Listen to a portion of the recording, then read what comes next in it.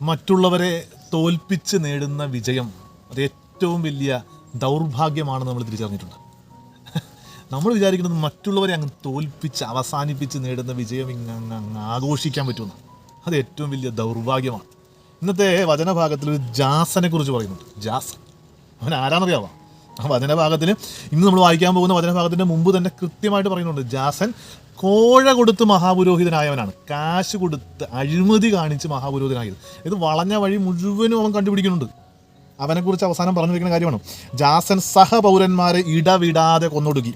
സ്വജനങ്ങളെ വധിച്ചു നേടുന്ന വിജയം ഏറ്റവും വലിയ നിർഭാഗ്യമാണെന്ന് അവൻ മനസ്സിലാക്കിയില്ല. ശത്രുക്കളുടെ മേലാണ്, സ്വജനത്തിൻ്റെ മേലല്ല വിജയക്കൊടി നാട്ടുന്നതെന്ന് അവൻ സങ്കല്പിച്ചു.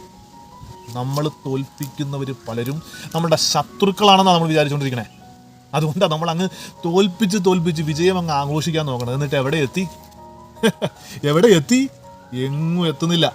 തോൽപ്പിച്ച് നേടുന്ന വിജയം ആഘോഷിക്കാൻ പറ്റൂലെന്നേ. തോൽപ്പിച്ചല്ല ജയിക്കേണ്ടത്.